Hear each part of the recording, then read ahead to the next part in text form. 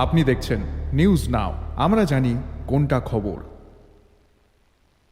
প্রবল ঘূর্ণিঝড়ে ভেঙে পড়ল গৃহস্থের বসতঘর। ঘটনা উত্তর চরিলা মধ্যপাড়া এলাকার। সোমবার গভীর রাত 2টো নাগাদ প্রবল ঘূর্ণিঝড়ে ভেঙে পড়ে গৃহস্থের পরিবার। রাজ্য প্রশাসনের কাছে সাহায্যের দাবি জানিয়েছেন ক্ষতিগ্রস্ত গৃহস্থরা। সোমবার সারাদিন ধরে প্রবল বর্ষণ এবং তার সঙ্গে ঘূর্ণিঝড় সারা রাজ্যে বয়েছে। তার ফলে একাধিক জায়গায় ক্ষয়ক্ষতি হয়েছে। এর ফলে এই মঙ্গলবার গভীর রাতে প্রবল ঘূর্ণিঝড়ে ভেঙে পড়েছে উত্তর চরিলা মধ্যপাড়া এলাকার গৃহস্থ নিত্যানন্দ দেবনাথের বাড়ি।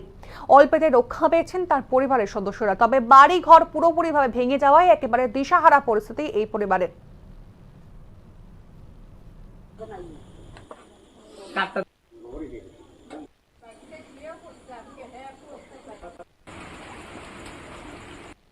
কি হয়েছে দাদা আপনার?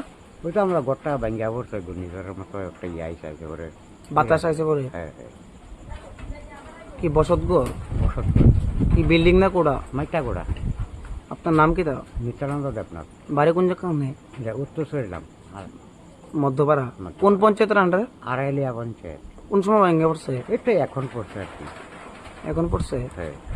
তা আপনি এখন কি চাইতেছেন? কিরা চাইবো আমরা রক্ষণ? সরকার যাতে সহযোগিতা করে। ক্ষতি হয়েছে নি কোনো কিছু জিনিসপত্র? এমনি কোনো কিছু ক্ষতি হয়েছে না। আমরা এই ঘরটা আগে একটু করছিলাম, মনে করছিলাম সরকারি ঘরটা পাইলে একটা ঘর রইলে আবার কি আমরা ঘর পাইছি না পর্যন্ত। ঘরটা পাই জিনিসপত্র আসছে না কিছু ঘরের মধ্যে? আচ্ছা, ঘরের ভিতরে কিছু জিনিস থাকবো না, আমি টুকটাক তো কিছু জিনিস টুকটাক ক্ষতি হয়েছে। হ্যাঁ।